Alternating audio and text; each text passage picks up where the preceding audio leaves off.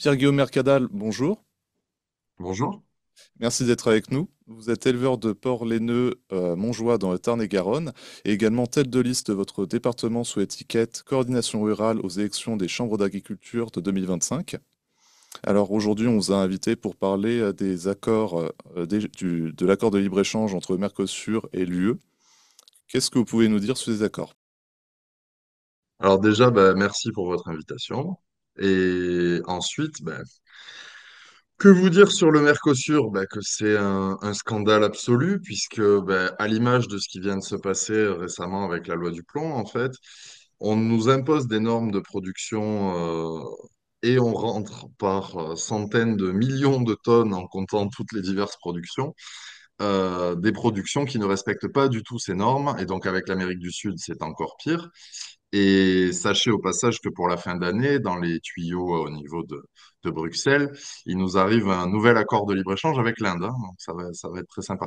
On est vraiment le monde agricole, la variable d'ajustement, c'est-à-dire que on sert de variable d'ajustement. On le voit avec le conflit ukrainien, on le voit avec les accords de Mercosur pour permettre aux Allemands de vendre leurs voitures et leurs technologies.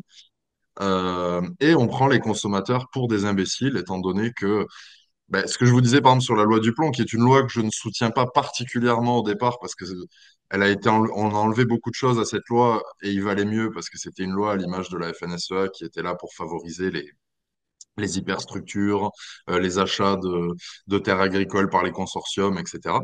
Mais précisément, le sujet, excusez-moi, je dérive un peu dessus, mais c'est un problème global. Précisément, le sujet des néonicotinoïdes, en fait, vous n'avez pas vu de gros mouvements de grève d'apiculteurs, en fait. Parce que les apiculteurs, les néonicotinoïdes, c'est entre guillemets le dernier de leurs soucis, étant donné que les vrais problèmes pour eux, c'est le varroa et le frelon asiatique, qui sont un prédateur et un parasite. Et, et qu'en plus, ces néonicotinoïdes, notamment en betterave, c'est sur des plantes, quand c'est mis, il n'y a pas de fleurs, donc de toute façon, ça ne touche pas les abeilles. Mais peu importe, l'idée n'est pas de défendre les néonicotinoïdes. On pourrait avoir même une agriculture intégralement en bio si on veut. Mais pour ça, il faut avoir un truc qui s'appelle des frontières et il faut contrôler ce qu'on fait rentrer. Et les paysans français, en fait, n'ont aucun problème avec les normes. Ils demandent juste la fin de la concurrence déloyale. C'est pas compliqué. Et donc, le Mercosur, c'est que ça. On nous parle de clause miroir. Alors ça, comme fumisterie, c'est XXL. C'est-à-dire qu'on nous explique qu'on fera des contrôles, hein, donc sur des normes dans le cadre de clause miroir en Amérique du Sud. Mais il faut bien comprendre que ce qui arrive donc par cargo entier d'Amérique du Sud, c'est pas Juan Pedro avec trois ânes et deux poules, hein, qui produit des petits trucs sympas au Brésil qui nous envoie ça en Europe. Pas du tout. C'est des fermes-usines qu'on appelle même des bases. On en avait déjà depuis des années en Europe de l'Est où des gens qui ont énormément d'argent investissent et se déplacent en hélicoptère sur la propriété. Enfin, il faut imaginer les proportions. Et donc ils produisent par dizaines, par milliers ou dizaines de milliers d'hectares. C'est là-bas qu'on déforeste et qu'on travaille beaucoup avec les OGM, etc. Et donc, en fait, on nous rentre des produits où comment dire, où les produits, l'alimentation qu'on nous ramène, les produits qu'on met dedans pour la produire, certains sont interdits depuis 50 ans chez nous, en fait. Nous, si on produit comme ça, on va nous saisir la production, on va avoir des amendes, on peut nous couler la ferme, en fait. Et eux, il n'y a pas de problème. Quand ça passe la frontière, c'est bon, c'est légal, tout va bien. Voilà, ça c'est le vrai problème du monde agricole qui fait que on dit qu'il y a une crise, une grogne, mais là on en arrive au point où même les éleveurs et les céréaliers ne s'en sortent plus. Euh, je digresse un peu aussi, mais actuellement on est en train de tuer l'élevage français, mais vraiment, c'est-à-dire que on détruit toutes les fermes à taille humaine, toutes les fermes qui font de la bonne cam, au profit des fermes-usines. Alors moi, je l'ai vécu dans mon cas, dans le cadre de mon exploitation deux fois avec la maladie d'Ogeski. Bon, bref, mon dossier, c'est qu'un dossier parmi tant d'autres. Mais ça a été le cas aussi avec la grippe aviaire. C'est-à-dire qu'on est sur des maladies qui ne touchent pas l'homme, mais où on abat l'intégralité des cheptels. Pour préserver les statuts sanitaires de la France au niveau de l'Union européenne et permettre nos exportations. Donc en gros, on extermine des élevages de porcs, de volailles et maintenant avec la dermatose de vaches pour préserver les exportations de fermes-usines.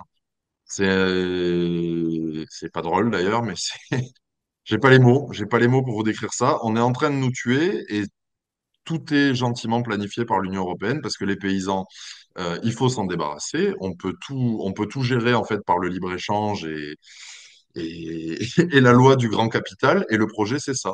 Sauf que les Français ont le droit d'en avoir rien à faire de la qualité de ce qu'ils mangent. Ils ont le droit d'en avoir rien à faire des paysans si ça leur fait plaisir. Mais le premier maillon d'une société, c'est la nourriture. Avant même la sécurité et la santé, c'est la nourriture, le premier maillon. Et quand les paysans seront tous ou presque morts, eh bien, ce qui va se passer, c'est qu'on dépendra intégralement des pays qui nous alimentent. Et donc, on n'aura plus notre mot à dire sur rien. Parce que si on veut passer une loi sur tout et n'importe quoi, quel que soit le sujet, qui ne plaît pas à la Russie ou aux États-Unis ou à ceux qui nous vendront de la nourriture, ben, en fait, on ne passera pas la loi, tout simplement. Et c'est les politiques que nous-mêmes avons mises en place avec les pays qu'on nourrissait dans le cadre de cette politique, là aussi, de la FNSEA, de nourrir le monde, qui est une connerie sans fin et qui fait mourir les paysans. Voilà, donc je pars un peu dans tous les sens, mais c'est pour expliquer la globalité du problème. Voilà, moi je pense qu'il faut vraiment privilégier la souveraineté alimentaire de notre pays, parce que c'est une force énorme d'être autosuffisant au niveau alimentaire.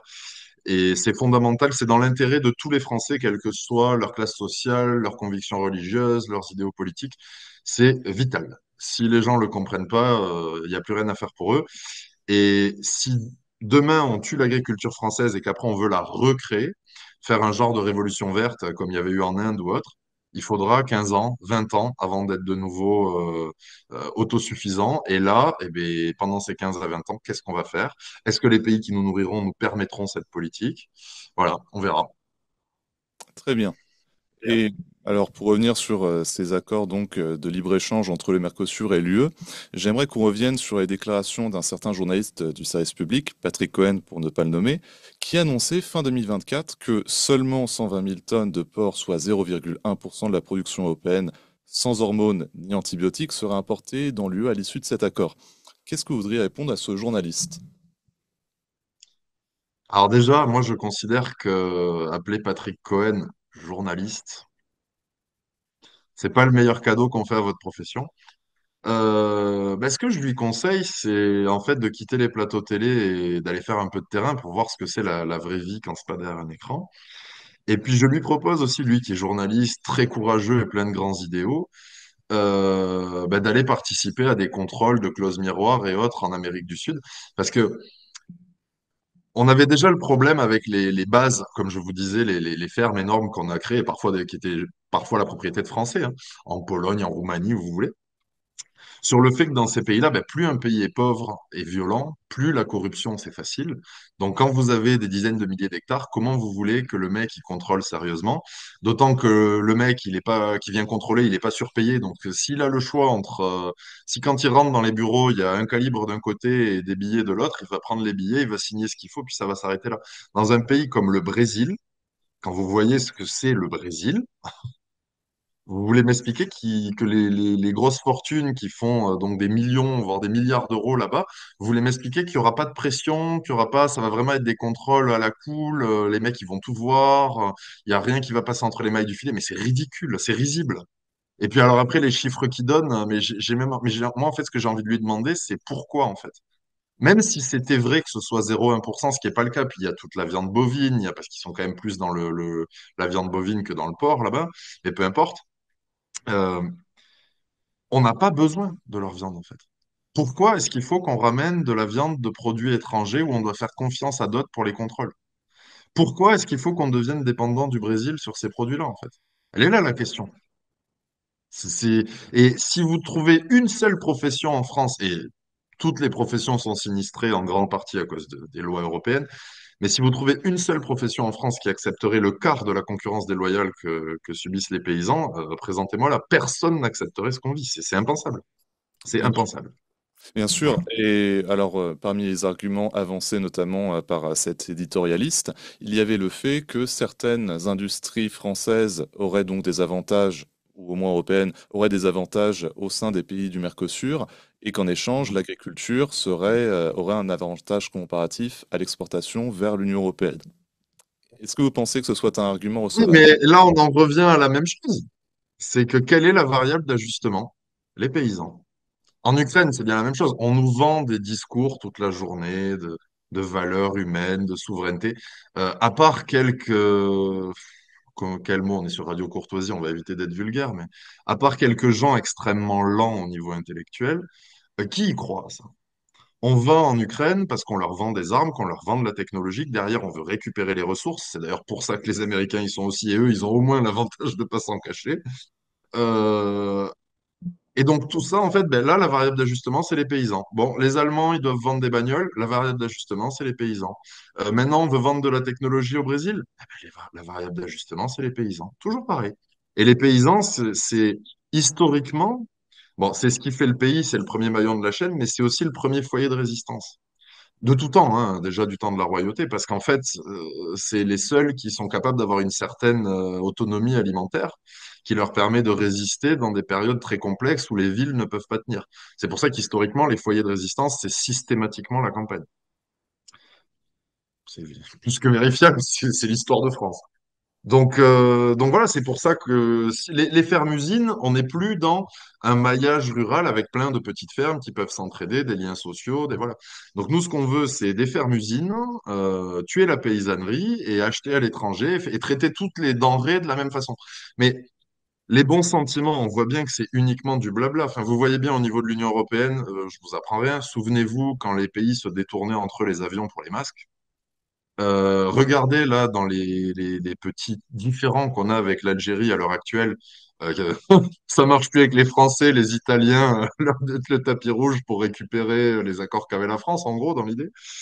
Et ça marche comme ça pour tout, c'est que du business. Il y a zéro valeur, il y a zéro idéologie. Voilà, c'est que l'argent roi. Donc, les gens doivent se rendre compte vraiment que le premier maillon d'une société, quelle qu'elle soit, c'est la souveraineté alimentaire et qu'on ne doit pas transiger avec ça, quelles que soient les technologies qu'on ait à vendre. Je souhaite à tout le monde de travailler, de réussir, mais on ne doit pas, pour favoriser un, on ne doit pas sacrifier l'autre. Et le monde agricole est déjà tellement sacrifié, enfin, on est en train de nous mettre à mort. Pas plus, pas moins. D'après vous, quelle est la part de responsabilité aujourd'hui des partis pro-Union européenne comme Renaissance ou les Républicains qui s'opposent aux accords du Mercosur en l'état, mais ne s'opposent pas à la construction européenne et à sa politique de libre-échange? Je vais Voilà, 100%, hein, tout simplement. C'est pas, il y a rien d'autre à dire. Enfin, déjà, si vous voulez, moi, il y a deux partis avec lesquels j'ai beaucoup de mal au niveau politique. Les gens votent bien pour ce qu'ils veulent, mais je comprends plus quelqu'un qui vote NPA ou quelqu'un qui vote Zemmour que quelqu'un qui vote socialiste ou républicain. Parce que ces gens pillent ce pays et le détruisent. Voilà, c'est des traîtres à la nation, ni plus ni moins. Quand on voit, de toute façon, vous prenez les républicains qui se disent aimer la France, ils ont élu Ursula von der Leyen, ils sont toujours dans son groupe, ils nous disent que c'est important pour peser à l'Europe, et l'Europe, derrière, elle fait quoi? Le Mercosur, elle se met à genoux devant Trump quand il nous met 15% de droits de douane. Et c'est tout le temps comme ça, en fait. On gagne jamais avec l'Union européenne. Donc pour moi, ces gens sont juste des traîtres. Et puis, je vais vous dire, de toute façon, dans le monde agricole, c'est pareil, il y a plusieurs syndicats, ma foi, les gens pensent bien ce qu'ils veulent. Mais moi, j'ai vraiment un problème profond avec la FNSEA, qui pour moi est le grand fossoyeur de l'agriculture. Et vous noterez bien que un gars comme le sénateur Duplon, c'est un ancien grand élu de la FNSEA. Donc tout ça, ça va marcher plutôt avec les républicains, mais vous en avez qui vont être socialistes, vous en avez qui vont être en marche. La FNSEA avait d'ailleurs appelé à soutenir Macron. On peut leur dire merci parce que Macron, pour détruire l'agriculture, il y a été plus fort que tous ses prédécesseurs réunis. Donc, notre virtuose de la finance qui a endetté ce pays comme jamais, c'est intéressant. Voilà, donc pour moi, ces gens sont tout simplement tous des traîtres et la part de responsabilité, elle est de 100%. C'est eux les fautifs et personne d'autre. Eh bien, pour revenir justement sur la FNSEA et sa responsabilité, on sait que de nombreux médias ont souligné l'opposition entre les intérêts des dirigeants de ce syndicat et leur base. Comment est-ce que vous expliquez la victoire, même en demi-teinte, de ce syndicat aux dernières élections pour les chambres d'agriculture? Oui, mais alors cette victoire, c'est plus le premier syndicat français, la FNSEA. C'est la coordination rurale, le premier syndicat français aujourd'hui. La FNSEA a gagné les chambres par une alliance systématique. Et partout où ils se sont pas alliés avec les GIA, ils ont perdu, hein. Il faut quand même le noter. Mais c'est une alliance FNSEA-JA. Mais le syndicat de jeunes agriculteurs n'existe pas vraiment, puisqu'en fait, il s'allie systématiquement avec la Fédé. Et c'est un cursus. Vous rentrez au JA, arrivé à 40 ans, vous rentrez à la FNSEA. Voilà. Moi, j'en veux pas aux bases qui les élisent parce qu'en fait, bien souvent, c'est par tradition. Votre arrière-grand, pour ceux qui sont dans des fermes familiales qui se sont transmises sur plusieurs générations, votre arrière-grand-père, votre grand-père, votre père ont toujours voté FNSEA. Donc, vous êtes dans le moule. Mais il y a de plus en plus de gens qui en sortent. En fait, c'est ça qu'il faut voir, c'est qu'on est sur un syndicat hégémonique depuis 80 ans qui est en train de s'effondrer parce que ils ont trahi et retrahi et re-retrahi leur base. Et même je critique beaucoup Monsieur Rousseau, mais c'est pas le premier président du groupe Avril à diriger la FNSE. Il y en a eu d'autres avant lui. C'est-à-dire que c'est le syndicat des lobbies, c'est le syndicat de gens, enfin Monsieur Rousseau qui travaille la terre avec des bottes, ça doit arriver 2 fois par an, grand max. C'est des gens qui ont des revenus colossaux, enfin, on est dans un autre monde. Monsieur Rousseau, il explique que le Mercosur, c'est pas bien, et dans le même temps, il investit des millions d'euros au Brésil. Est-ce que, enfin, dans la vie, on peut avoir tous les discours qu'on veut. Le premier acte politique et le plus important, quel qu'il soit, c'est pas ce qu'on dit, c'est comment on dépense son argent. Je pense que vous me l'accorderez. Voilà. Bon, par exemple, je parlais de la loi du plomb. Être contre les néonicotinoïdes, c'est très bien, mais du coup, n'achetez plus de Nutella. Si vous avez signé la pétition qui va faire crever des producteurs de noisettes, des producteurs de poires, de cerises, etc., ayez au moins la décence de ne pas acheter des produits qui sont faits selon ce que vous dénoncez. Et le Nutella en fait partie. Voilà. Le premier choix, c'est l'argent. Donc, quand je vous dis quand le président d'un syndicat agricole dépense des millions d'euros pour investir au Brésil et dénonce en même temps le Mercosur, il se fout ouvertement de la gueule du monde. Il n'y a rien d'autre à dire. Oui, par rapport à cette loi du plomb, donc, selon vous, elle est plus qu'un rendez-vous manqué entre le gouvernement et les agriculteurs. C'est une mascarade. C'était une fumisterie dès le départ. Parce que je vous dis, le projet, c'était de permettre au consortium d'acheter des terres, de favoriser les fermes-usines. C'est pas de ça dont elle a besoin, l'agriculture. L'agriculture, elle a besoin d'une seule chose. Il n'y en a pas 50, il y en a une seule. Le contrôle des frontières. Les paysans, ils en veulent bien des contrôles. Nous, vous savez, je pense que le ton va durcir et que ça va même devenir violent. On va plus accepter les contrôles dans les fermes. Quand un gars va devoir être contrôlé et va pas vouloir, on va se mobiliser. Et si ça doit être violent, ce sera violent. Mais ça n'a aucun sens qu'on vienne nous contrôler chez nous et qu'on contrôle pas ce qui passe la frontière. C'est quand même fou. Surtout que c'est des volumes colossaux. C'est des dizaines de milliers de camions par jour. C'est pas 3 fourgonnettes. Donc à un moment donné, ça, ce n'est plus possible. Et quand je vous dis les contrôles, c'est pas les contrôles PAC, parce que pour le coup, les paysans touchent de la PAC. Quand on vous donne des sous pour quelque chose, c'est normal que ce soit vérifié. Mais par contre, qu'après on vienne vous contrôler sur d'autres choses qui ne sont pas appliquées au niveau européen et encore moins mondial et qu'on ne contrôle pas pour les autres, là, enfin, c'est de la persécution, en fait. Il n'y a rien d'autre à dire. Et par rapport toujours à cette loi du pont, la pétition que nous avons vue émerger dans les dernières semaines par rapport à la question des produits chimiques qui devaient être réintroduits, est-ce que vous pensez que ce type de pétition et ce type de moment démontrent une fracture entre la population générale et les paysans? Non. Non, ça démontre juste, ben, vous savez, c'est comme quand on a fait élire Macron. Macron, il n'existait pas, et puis ben, c'est les médias qui nous l'ont amené et qui nous en ont fait le nouveau Napoléon. C'était qui? Il y en a un sur BFM là, qui avait dit une fois que c'était le nouveau Napoléon. Comment il s'appelle? Mozart de la finance? Barbier, je crois, là, avec son écharpe rouge. Là. Lui aussi, au rang des collabos, il est pas mal. Mais bon, bref. Et si vous voulez, comment dire, j'ai perdu le fil. Je suis parti sur Barbier, j'ai perdu le fil, excusez-moi. Vous pouvez me reposer la... Bien sûr, par rapport à cette pétition, pensez-vous que ce soit la Oui. démonstration d'une fracture durable? Moi, je pense pas qu'il y ait de fracture parce que bon, il y a une fracture avec une ligne Sandrine Rousseau, mais qui est jamais allée dans un champ. Ils comprennent pas ce dont ils parlent. Que ça leur plaise ou non, au bobo des villes, les premiers écologistes, c'est les agriculteurs et les chasseurs. Voilà. Moi, je vous dis ça, personnellement, j'ai pas de pesticides chez moi, je suis en bio, en hyper extensif. Mais mes collègues qui ne sont pas forcément en bio ou autre, je vois bien comment ils travaillent et je vous dis, leur but, c'est pas de détruire la nature. Au contraire, ils s'en occupent tous les jours. Mais bref, non, c'est pas une fracture, c'est une manipulation. C'est-à-dire qu'on explique aux gens, regardez, les méchants produits vont tuer les gentilles abeilles. Moi, j'ai des abeilles chez moi, j'ai des ruches. Je suis pas un apiculteur, mais j'ai des ruches pour ma consommation personnelle. Donc, pareil, je suis attaché à la pollinisation, à la protection de ces insectes. Mais le problème des abeilles, c'est pas les néonicotinoïdes. En fait, on manipule les gens et les gens, On peut arriver à une agriculture sans nécotinoïdes, sans ce que vous voulez, tout est possible. Mais il faut un contrôle aux frontières, il faut que tous les produits soient soumis au même cahier des charges. Et là, il n'y a plus de problème. C'est pas compliqué. Là, on peut produire différemment. Si on les interdit pour tout le monde. Mais si du coup, votre production, elle est 40% inférieure, ben, vous allez vendre vos produits 2 fois plus cher. Donc, il faut que les gens ils acceptent de payer des noisettes 2 fois plus cher. Si on tue les producteurs français pour ensuite acheter la cam pas chère à l'étranger avec encore plus de produits chimiques dedans, c'est d'une stupidité sans fin. Mais sauf qu'on n'explique pas aux gens la globalité du problème. Si on contrôle les frontières, on peut, ben en fait, on devient souverain vraiment, donc on peut avoir la politique la plus verte qu'on veut, et ce sera pas il y aura pas d'impact négatif sur les paysans en fait. C'est aussi bête que ça. Je vous dis, le problème, c'est cette concurrence déloyale. Et en fait, les gens ne réfléchissent pas qu'avec la loi du plomb, par exemple, c'est pareil, notre industrie sucrière va prendre un coup terrible. Et alors le sucre, oui, le sucre de betterave, c'est peut-être pas le plus recommandé pour la santé, c'est pas, peu importe. Ça n'empêche qu'on en consomme des millions de tonnes et que si c'est plus celui qu'on produit en France, ben, ce sera celui notamment que produisent les Allemands. Et donc si nos usines sont plus rentables parce qu'on doit ramener les produits de l'étranger, ben, en fait on achètera directement le sucre à l'étranger et eux ils rachèteront nos usines pour 10 centimes du dollar. Et donc c'est là que j'ai beaucoup de mal avec la gauche parce que moi qui pourtant plus jeune en viens un petit peu, euh, en fait la gauche c'était censé être la lutte sociale.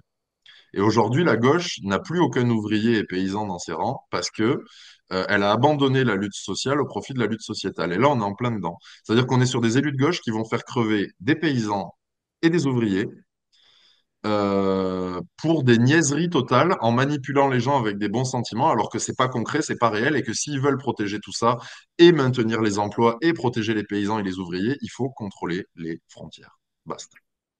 Toujours dans ce cadre de commerce international, on sait qu'aujourd'hui il y a eu une épidémie de dermatose nodulaire bovine. Elle est toujours en cours. On sait que la réglementation européenne impose aujourd'hui l'abattage de l'ensemble des cheptels parmi lesquels des bovins infectés auraient été diagnostiqués. Pensez-vous que cette solution soit aujourd'hui proportionnée? C'est absolument stupide. Et puis alors, je vais vous dire, pareil pour être passé par là, créer un cheptel quand on fait reproduire les animaux à la ferme, c'est vraiment une sélection génétique des bonnes mères, des animaux qui ont les bons caractères, qui voilà. Donc c'est très long. En cochon, ça peut prendre une dizaine d'années. Mais en bovin, c'est encore plus long. En bovin, c'est des générations. En bovin, dans les fermes familiales qui se sont transmises, il y a des mecs à qui on abat le cheptel. C'est leur arrière-grand-père qui a démarré le cheptel. Il faut s'imaginer le coût moral que c'est, mais c'est terrible. Les mecs ne s'en relèveront pas, en fait. C'est horrible. En plus, c'est très mal indemnisé derrière. Ça aussi, je peux en témoigner. Euh, donc, c'est comment vous dire, si une maladie est dangereuse pour l'homme, qu'on abatte intégralement les cheptels, pourquoi pas? Mais quand la maladie ne touche pas l'homme, c'est quand même prodigieusement stupide. Il existe des vaccins, il existe des solutions, on peut faire du cas par cas. C'est quand même pas très compliqué à mettre en place. Mais voilà, une fois de plus, des normes européennes hors sol produites par des gens qui n'ont jamais mis les pieds dans une ferme, et puis ben, derrière on applique, et puis c'est tout. Mais ça aussi, ce qui s'est passé en Savoie, nous, je peux vous dire qu'en Occitanie, si ça descend jusque chez nous, ce qui est fort probable, là c'est pareil, il y aura de la violence. Autant on a beaucoup de respect pour les forces de l'ordre, autant on se mettra en face et puis on s'équipera. On se laissera pas faire. Ça, c'est hors de question de voir ce cas de figure chez nous. Et je peux vous dire, pour en avoir parlé avec tous les responsables régionaux, on est tous sur la même longueur d'onde. C'est hors de question. Et dans ce même cadre, la FNSEA a dénoncé une fake news. Pourtant, il y a un courrier officiel qui est sorti là-dessus il y a 2 ou 3 jours qui les a tués. C'est que dans le cadre de la dermatose, ils ont fait abattre les cheptels. Et après, pour détruire les carcasses, les camions donc remplis d'animaux contaminés sont allés depuis la Savoie jusque dans le Cantal. Est-ce qu'on peut m'expliquer quelle est la logique de ces choses-là? Et puis la dermatose, le problème, c'est que ça se transmet par les mouches et les tans. Donc voilà, bon, déjà déplacer des animaux morts avec les mouches sur des centaines de kilomètres, enfin, je ne vous fais pas un dessin, mais le côté, comment vous dire, les éleveurs peuvent faire ce qu'ils veulent. Bon, certes, il y a la vaccination, mais se prémunir d'une maladie qui maintenant arrive par les mouches et les tans, elle va pouvoir s'étendre. Et c'est quoi le projet? C'est abattre tout le cheptel bovin français, en fait. Quand vous avez un cas, on tue tout, mais ça n'a pas de sens. Il y a des élevages pour 1 ou 2 cas qu'on a abattus, mais c'est débile. C'est complètement débile, d'autant que la viande n'est pas impropre à la consommation. Enfin, c'est dingue. On voit dans tout ce que vous dites qu'il y a une matrice à quasiment l'intégralité de ce problème, entre l'abattage systématique des troupeaux, entre les accords de libre-échange qui sacrifient l'agriculture française. Du point de vue des solutions, pensez-vous qu'aujourd'hui, il y a certains partis politiques qui seraient à même de débloquer la situation des agriculteurs? Les souverainistes, en sortant de l'Europe.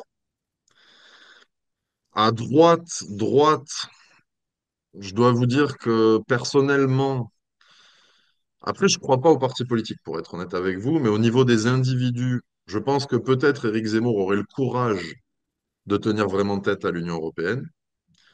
Je suis pas sûr, il y en a peut-être deux ou trois qui sont valables, mais je suis pas sûr au niveau du RN qui aurait les mêmes épaules.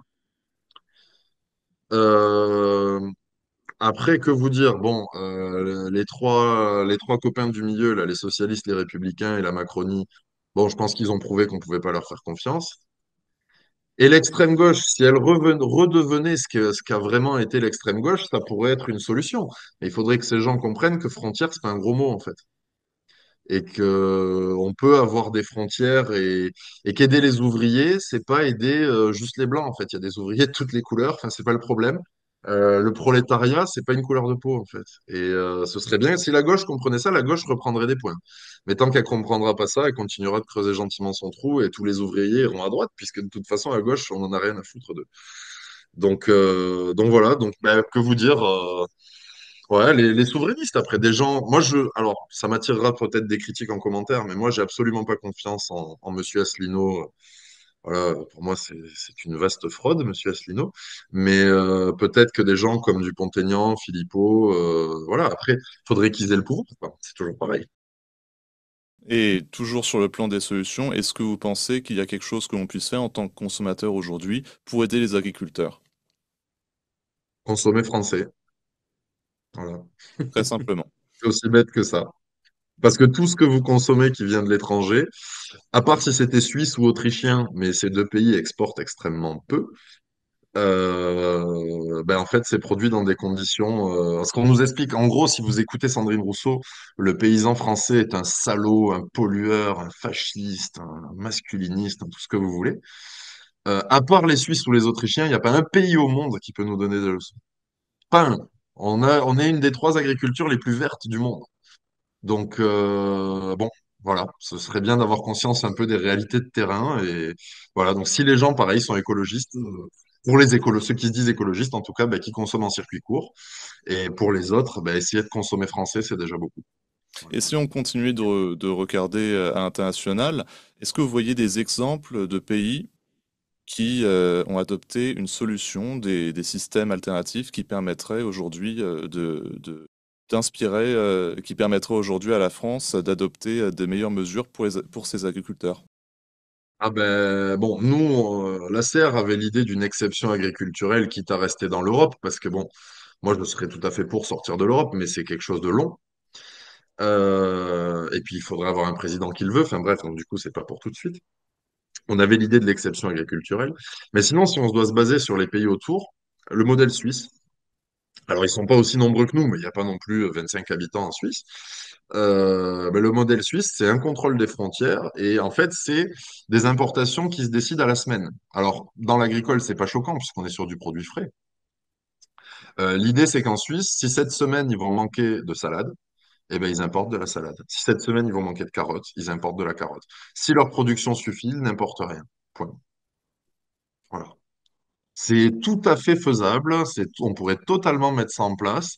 Et puis même, hein, vous savez, en sortant de l'Union européenne, quand on voit qu'on donne plus pour la PAC que ce qui revient en France, on pourrait avoir une agriculture plus verte et que ça coûte pas plus cher aux consommateurs. Mais bon. Et puis après, il y L'efficacité. aurait, dans les rêves pieux, il y aurait la refonte du système de distribution.